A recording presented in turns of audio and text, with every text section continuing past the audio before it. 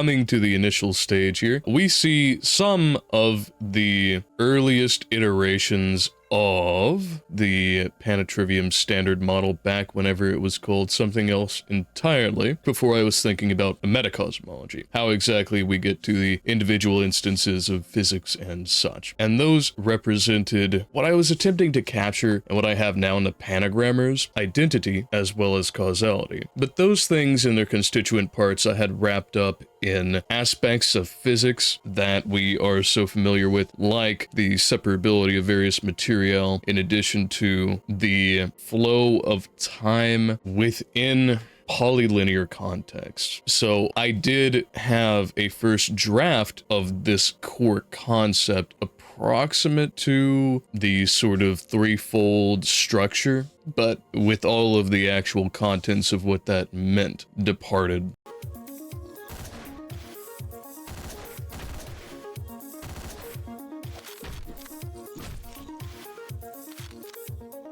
Nah, man. Nobody's here. Guaranteed.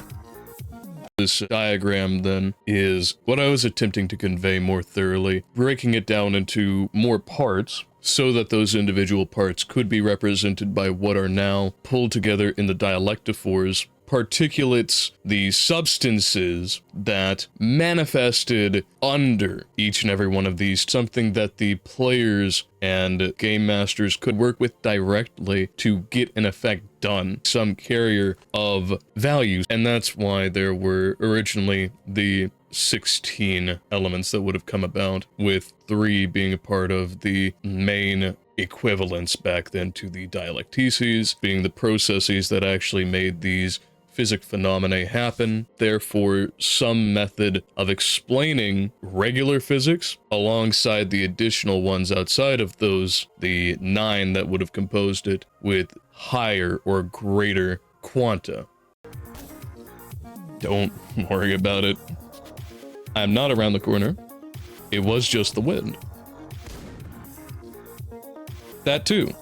The idea was originally that there would be some sort of blend of the oppositions in a continuity as a process. That's what these black dots represent, in addition to the quanta that they would have carried, contributory to one another in something of a cyclic flow that would have radiated or otherwise drawn. For any of you who have read any of the Mistborn series, the push-pull dichotomy established in allomancy, for instance, the concept of an emanation on the left-hand side, that being the overfullness such that it is expulsing. On the white side, the openness, the emptiness, the void, and that was meant to be the ultimate defining characteristic of not only the magic system, but the cosmology proper, immanent, the flowing in that you might be able to note in something of the Panatrivium itself, as we have discussed it in its most recently displayed edition. Ah,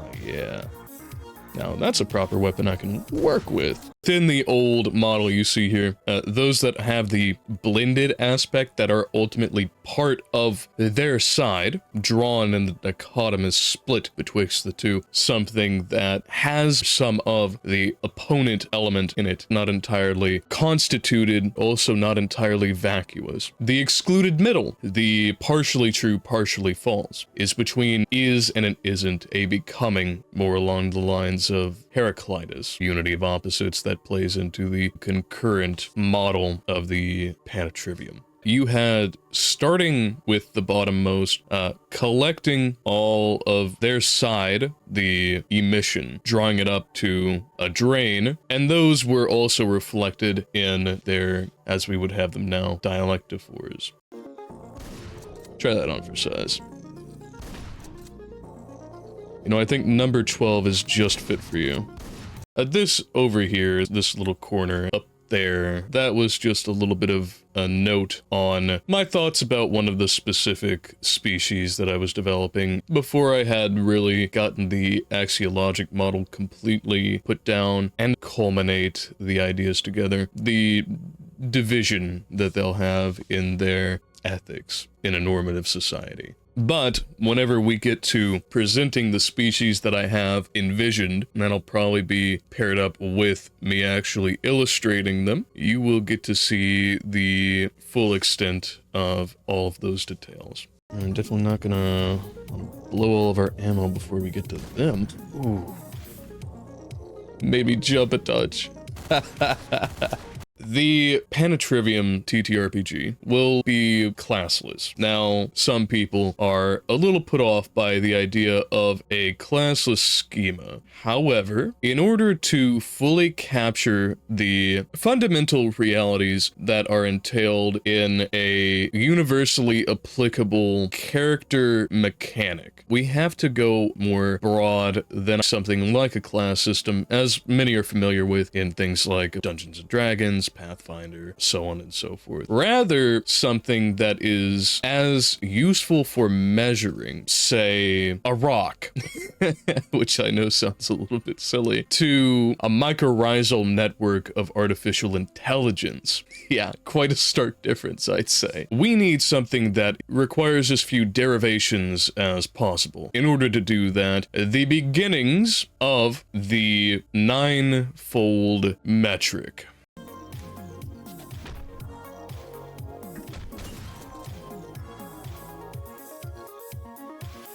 My ass was grass, for that was glass.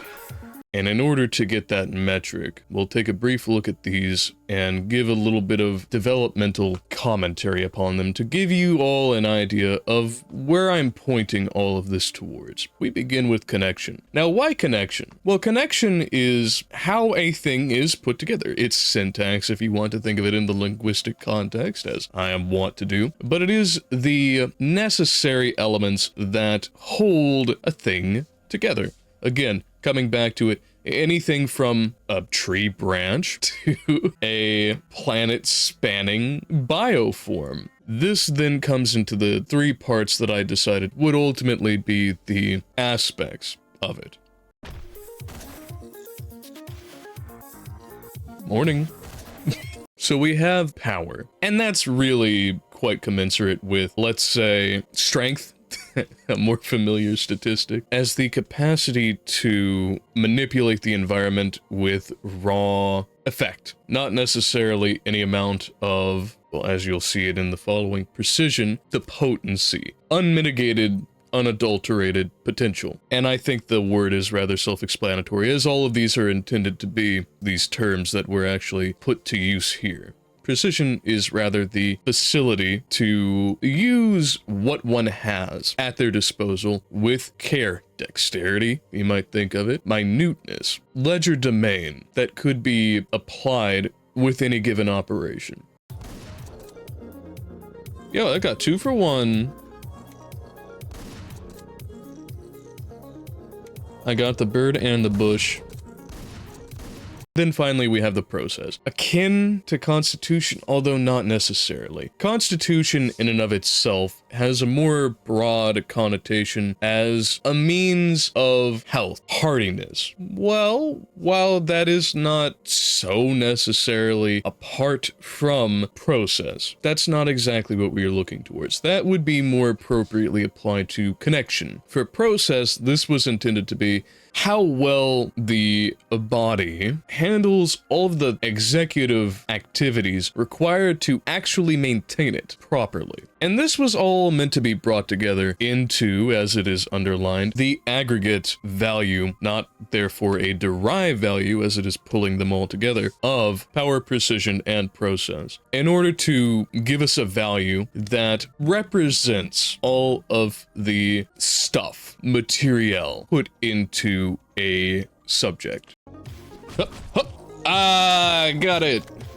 For then the connection that was meant to represent a physique, the extent in its individually measured values, which do not change despite the complexity that it might entail. So this didn't take into account any amount of size, you can see. You had something that was entirely dependent upon the highest form of cosmology that existed at the time, and then one that was semi-independent, but still had some reliance upon some things that were above. Those that were fully independent and had no requirement of any higher cosmos. And finally, one that was fully encapsulating what would become later the cosmos styles. Something that is in contrast with the Hyperfour, able to embody and fully encapsulate, engross, circumscribe all of those beneath it without any amount of difficulty, counter, discrepancy, something that would take it all as a whole.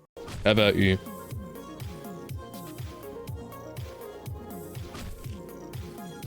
This is chivalry, bruv.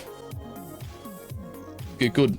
The instinct, then, is what a physique is preloaded with, frankly sort of stuck with. As per the colloquial suggestion of the name, what a thing is meant to do autonomously, automatically, like getting a little tap with the doctor's or physician's hammer on the knee and having your leg kick out. That then is followed up by intuition, the ability to think about thinking, taking not just your base, primitive conditionalities, but being able to raise that a level above and consider the instincts, the information, the data that is being pulled into your physique in whatever methodology that it might be utilizing within its connection, and manipulating that data in a direct sense. It's not quite abstraction, but it's also not so base. It's arithmetic, almost algorithmic. Come on. Accuracy. You know, it's a little bit less than 1 MOA, I think. Intellect. This is the full abstraction, the entire ability to think about thinking about thinking.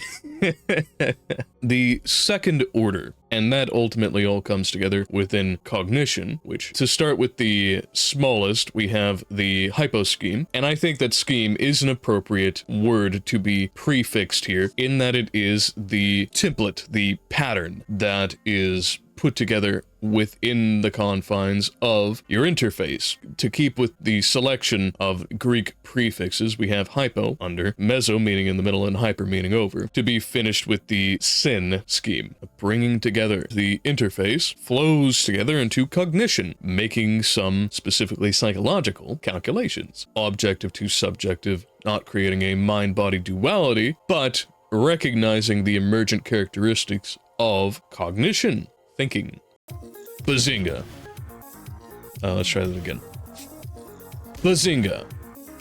Never mind. I guess you're bulletproof, huh? This only?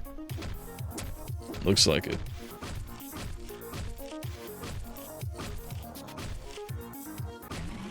Bazinga. Then we have the simulation. Now that draws very directly upon Jean Baudrillard. Simulation is the production of simulacra. Simulation, then, is the development of references, that's a semantic term, something that calls, indicates, points to something else, that have no object. Not in reality, anyway. Simulacrum, then, is one such. It is a symbol, entirely arbitrary, but it purports to reference something that is real. This leads to spans of hyper-reality. Above reality, hyper-real. A semiotic medium that then makes use, chains together, connects, interfaces, all of those simulacra, references without reference in reality, together. So it's references without reference, referencing one another. A chain of hyper-reality.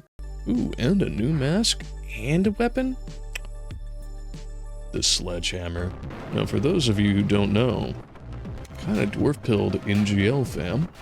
So anytime there's a hammer of any description, I'm gonna be about it. Hey, what up? You around here? Going good for you? Hard work day? I know what you mean. But this is still the underlying idea. The underlying idea just got pushed into the cosmology. That's why we have the Panatrivium standard model now, why there is the panagrammars, panodialectics, and finally panorhetorics that all came into a single base for reality. Now, part of that idea set is carried over into the more concurrent developments, but it is not the whole and sum of it. Rather, simulation as it was conceived of here was all of the linguistic elements that then became merely a part of the Panatrivium standard model, and that was put into the magical system. This is, as of present, called Historio, coming from the ancient Greek Easter, or historia specifically, an account of something, a recording of something, a telling of something. Then, the individual which does historio, Easter, is that who is creating a simulation, producing hyperrealities. I'm the prize fighter! Then the simulation itself properly comes into the semantics, the meaning of what you're putting into it, the concepts. Yeah, they might not have any actual basis in existence, they might be hyperreal, but they are still present, hence why they're not called hyper-irreal. They are reality, they are a part of reality, even if they are not a part of fundamental reality. As you might be able to go back to, taking a look at the previous stats, you had instinct first, power first, in their separate categories, and they built up to a degree of abstraction, not full, but partial, such as with semantics. In order to have language, you have to have a concept. Therefore, in order to have, you have to have intellect, at least to a limited degree. So then here we are, semantics. That was going to be able to be measured in simple word count, and that is not sufficient. But it is at least an interesting notion. But seriously, to walk in here without a gun, that's wild. Yo, is that a djinn? Might be running around with a djinn? Swag. Then we come to the syntax, the structure of how you put those concepts together. Concepts need not necessarily be structured in and of themselves. They can be implicit, emic, but not necessarily etic. They might not have any surface, even if they have all the content in the world. So then we have such. Order as it is brought together. Then finally we have the semiotics. Organization of the meanings together in signs, significations. What I am drawing from here, beyond the basis of Aristotelian logical signs as they are applied, is saucer, the signifier and signified, as the baseline. But then moving on to Charles Saunders, represented as making the interpretant of the semantics, and then representamen of the syntax, turning the meaning into what is understood in the face of hyperreality, and then the syntax would be what is an emission of an actual object, the order coming from things that is received by a subject and turned into meaning.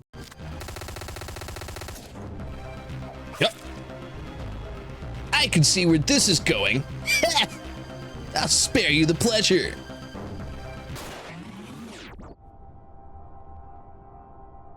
Now that's delivery. And this is DiGiorno. So starting from the top, we now have a properly arranged ascending model for our ability scores. We have the instinct, intuition, intellect. Part now of intercatenation. What does that mean? The blending together, convoluting of various distinct, discrete elements or parts. Specifically coming from catenatus, meaning chained, chaining between, inter meaning between, or in the midst of, or in contact betwixt, and of course, ation meaning a process or a state of, in this case, declaring this as a particular thing, hence the capitalization. The chaining between the instinct, intuition, and intellect, that is the combination, surmise of such things. And after all of that murder, after all of that slaying, even the one we just did, little left to do but pitch out a photograph and light up a cigarette. And if that's not truly iconic of the game itself, I don't know what is. A real symbol of the ephemerality of it all, the heedlessness of violence, put so carefully and thoughtfully on display.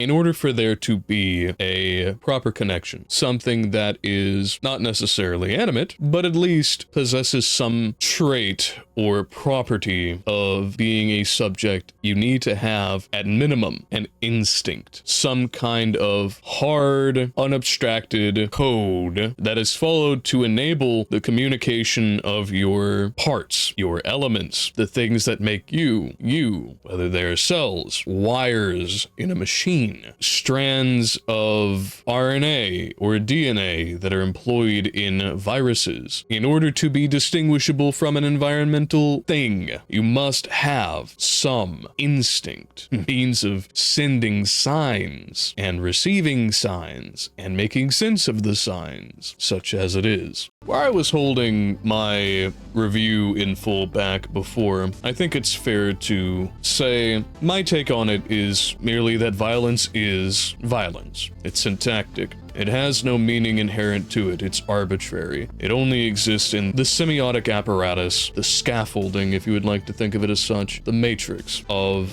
us, of we beings. After all, if a natural occasion, a car crash, a lightning storm, a tornado, a tsunami sweeps something by and obliterates it, sends it straight to oblivion as if it never existed in the first place, or even more, perhaps interestingly, simply sweeps it out of all human comprehension in any way we would be able to tangibly reunion with it. You don't ascribe violence to it, not in any literal sense, not in any factual way, nothing ametaphoric or anti-analogous. The thesis of violence simply is violence. And in order to then have the composition, which replaces, as we had over here, our calculation, and the calculation then goes up to the intercatenatory area, a bringing together, position, a putting together of things, an assignment of all of these individual characteristics to something that is more than each of the individual parts, whether you're considering that more from a set perspective or a mereologic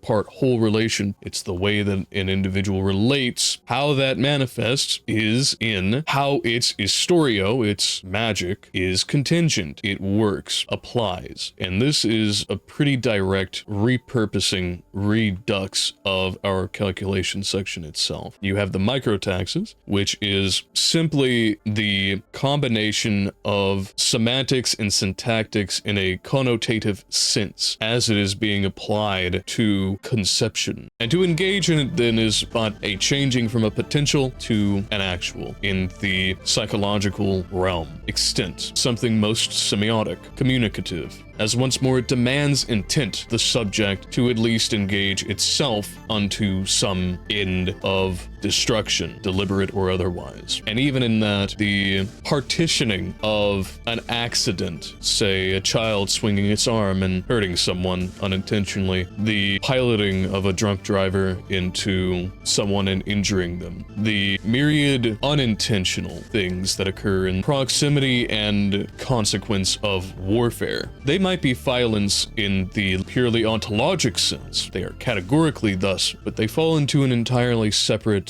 recognition. They have a completely different sense behind the reference, behind the object itself. But no matter the case, it is investiture. Where the microtaxis works on putting meaning and order together into a concept, the mesotaxis then is more of the syntactic element, taking those concepts and putting them into some sort of construction rather than an essence. The macrotaxis is more about the semiotic element, taking your constructed essences, your conglomerated concepts, and turning them into abstractions themselves, concocting these things, a system unto themselves, and that all comes together in metataxis. Also comes from Greek, meaning comes after, is in the midst of, or beyond. Not necessarily dissimilar, though not entirely cognate with Latin ultra. Taxis, of course, meaning order, as we established previously in syntax, simply with the suffix of is rather than sis, S-I-S. This is a state. Meta, taxis, in this case, order beyond. And to engage in investiture necessitates that there is a loss of opportunity an opportunity cost in doing so. One of the questions that has stuck with me from the beginning of the game was, do you like hurting people? Something I've come back to once. I believe the significance of that question is not so simple as, what are the social ramifications, psychological impacts on the individual themselves, but the semiotics of it, the signification. Now, every sign has an object. In this case, the violence itself is an object. No sign stands unto itself, hence reality. It is a chain, a network of signifiers and signifieds, that which is sending out, emitting the meaning, the signifier, and the signifieds, that is to say, what is being perceived, what is being taken as such. And that necessitates, therefore, an etiology. What does this all culminate as, then? Simulacrum. And your simulacrum is an object without reference. An object without reference exists in the hyperreality. Hyperreality exists above the substance. The substance is what we had described in the Panatrivium standard model as the dialectophores. They are compelled and enabled by the dialectices. Those are able to exist on the basis of the panagrammars. So, for a character with an ability score, a simple metric for their meta taxes, their order beyond, there has to be something that they interact with simulacrally within the hyperreality, the simulation, that enables them to exist. Because the substances, the dialectophores, they don't have any kind of tangibility, corporeality, they're entirely ethereal, they stand above meta substances. That is the account or study of causes. Medically, we might call these symptoms, symptomology. But when we examine that less in a literal, corporeal sense and consider it more from the psychological, there is an etiology, a trace of causations that determine the significance of that answer. Do you like hurting people? It speaks to more, now that you have explicated for you the implicature, why one might desire violence, enact such an activity furthermore, that they may or may not like hurting people, abstain, withhold, avoid ideation of even. It speaks to their semiotic foundation, radix, how exactly they take such an answer, make such an answer. Now we know Jacket's answer. They do it as we engage with the game itself by our will. If we didn't play the game, there would be no violence committed, nothing enacted, nothing done, nothing made violent. To put this into more player-friendly terms, what magic lets you be? What magic constitutes you? What magic are you contingent upon? If you want to look at something, a setting like Greyhawk, what in the weave lets not only your realm, but you exist, keeps you sustained, preserves you as you continue forward? What even is the forward that is to be preserved? What is, in the metaphysic sense, the beyond physical sense, to draw upon the etymology of metaphysic? Regardless of what exactly has happened to Jacket in the course of the game, the beginning, the manipulation by phone calls as we uncover it, the events themselves, going to the various locations and committing said violence, even the near ending of Jacket's life and ending up in the hospital to then get up and do more violence. No matter what happens to this figure, we compel them communicatively, perhaps not so unlike the phone calls themselves, manipulating the individual, coming through the wires, digitally arriving to them and making demands of them they cannot refuse. Perhaps Hotline Miami is the violent mirror. And as for all of us, whether you have played the game or you're simply watching the game, whether you hold that potential in you, that you enjoyed seeing the gameplay itself for the violence. Maybe you didn't enjoy it at all, but simply the story, the communication itself, the exchange of signs. Or maybe you revile such content in its entirety. That's up to all of us to decide. So now that we have the importation of the rough outs done, we can get into the more working definitions for what all of these mean. So starting off, you can see these are numbered. These relate to the orders that we were talking about. Orders being the extents of abstraction away from the pure being, the reality, the substance of the thing. And I think the easiest way to think about this is probably in the logical context, where you have a 0th level something that is propositional logic that is going to be simply declarative. It is decidable. It is true or false. You can, of course, use multi-valued logic, but even that is declaring certain states, conditions, presences of a value. continue of some kind of state of affairs. As for me, I enjoyed what I played. I would argue that violence is simply necessary in some circumstances, that we all toy with, even those who attempt to keep it to themselves, who might in fact revile such content, even the mere discussion of such things. But revulsion is in and of itself an expression, in my non-professional opinion, of the unknown, a lack of control, command, permissibility within one's own psyche. Rather than that, I elect to recognize the fact of the matter. There are opportunities that will be cost, doing or not doing, recognizing or not recognizing. And as one who elects to recognize all that he very well may, all that I am capable of, this is no exception. And that simply sometimes a cost must not be allowed to happen in the stead of other opportunities. It simply is a cost that must be exacted. But perhaps you disagree, or perhaps you do agree, for the same or other reasons. No matter, Hotline Miami, I give a 10 out of 10. The first order predicative logic, that is to use predicates, well, can do a number of things, but in its bare form, it's all about existences and universals. What can we say of all things in a particular kind of existence? And what kinds of particular existence are able to be modeled out as universal? What can be said of all in the universal section, and what can be said of at least one in the existential? So you can see predicative logic subsumes, it abstracts, it takes further, it elevates your propositional logic. It's less decidable, right? Because it is a statement of affairs that is an abstraction, you're going to have issues with deciding the exact truthfulness or falsehood of a thing. You need then to more rely upon validation and non-contradiction, principles that are very important if you're trying to come to any kind of a conclusion. It's imperative. It states a necessary as a command, as a demand, if you wish to think of it as such. And I do. I give it for each of the hands that our pre-boss did no longer have after we pitched knives at him. A 10 whole fingers. Brilliant game. I think that especially those who have any amount of interest in semantics, greater meaning than merely the surface level, this might be a game for you. And even if you just happen to appreciate tactical, fast-paced top-downs, it's a good one. And it's got replay value in spades. If for no other reason besides the raw mechanics themselves, the pure aesthetic of it, the tile sets are phenomenal, the art overall is brilliant, the writing is perfectly subtle, and the vibe kinda rocks. And that's the long and short of my thoughts on Hotline Miami.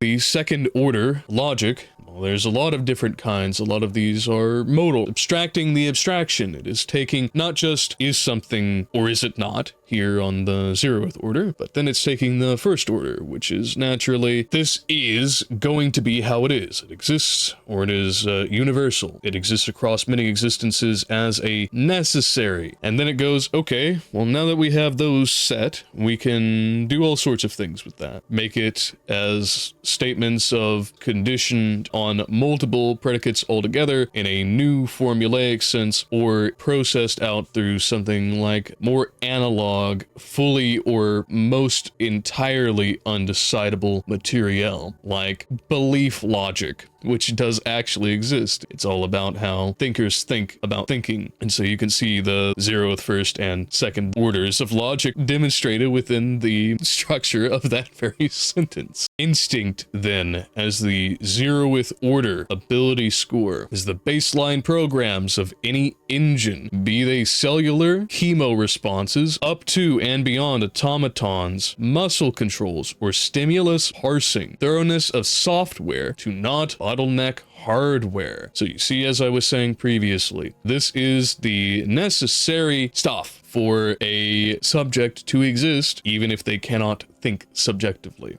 The first order, where they do begin to think subjectively, then, is intuition, thinking about parsed stimuli, conscience proper, all core maths of notions and concepts derivable from materially demonstrable inferences, the capacity to infer, the capacity to reason, at least in its most essential and rudimentary form. That is intuition. And then finally, we have what demands both of these in sufficient quantity: intellect. Inferences in, of, and by formal abstractions. A full realization of consistent, logical systems builds unto valuating concepts, states, and projections about themselves. Because, of course, it is able to be represented infinitely, the infinite order, as there may be many more layers of abstraction on top of these. But those are not something that are easily recognizable and are definitely at least axiomatizable into the lower levels of logic. But it is then intercatenation, and intercatenation is an absolute value. We can measure processing power. We know this. We have all kinds of metrics for computers. Well, what are living beings with a degree of programmatic or conscious development, existence, besides computers of a sort? Whether they are biological, whether they are entirely artificial, whether they are magical, they are absolutely computing. But intercatenation, then, is the ability to transcribe, transceive, and arbitrate information by one or more interoperated epistems. Now, the modalities might be entirely incomparable, as I think is very self-evident between the biological computation and the digital computation, even though there may be some sharing of the means, that is to say, for instance, where there is, of course, the digital switch in a processor, there may be some on-off binary element within a biological processor, but outside of the raw programmatic element, the instinct, if you like, well, there's way more to it than that, and they can't be compared. Not in that way, at least. Not methodologically. So then we come over to the physique. We have as the 0th order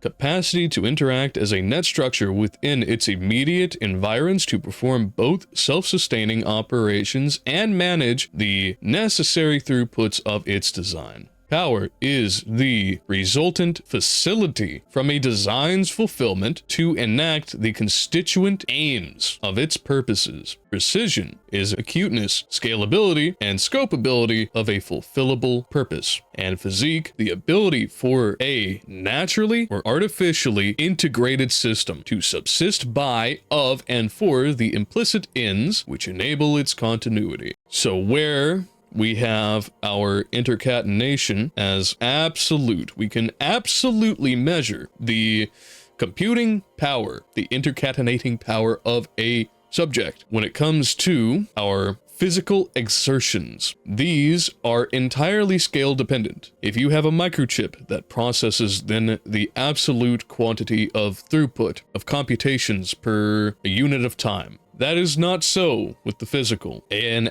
ant is going to have a drastically different process power and precision capacity than, say, a human being. They're not going to be equivocal, and so they are relative to one's scale. The microtaxis is the propositional grammoscalar sum under command of an entity. Mesotaxis, the predicative grammoscalar sum under command of an entity. Macrotaxis, the domaining grammoscalar sum under command of an entity. And finally, we have the leveled metataxis, in that it has a distinct casting of these various ability scores: propositional, predicative, and domaining. The domaining is directly correlative to the semiotic. It is a modalization. So the ability of a thing to, by some cognitive or physiologic interface, encode, recode, and decode dialectophores in a controlled manner. The magical or historic contingencies that an individual is reliant upon in relation to something in their subjective self. The original ideas to get us from a very rough base of the panodialectic, little aside here for a species, the basis for ability scores, disordered ascendancies, later refined into a proper relational positioning and the recognition of the scale as an independent entity in calculation, connection, and composition as intercatenation, physique, and metataxis, changing the parts of these, not just in the relation, but also the entire recognition of the magical or historic terms into microtaxis, mesotaxis, and macrotaxis, contingency as simulacra, parts of a simulation. Their separate orders, recognition as absolute, relative, or leveled, and then working definitions to serve as the primary non-derivative values of a character, creature, or subject.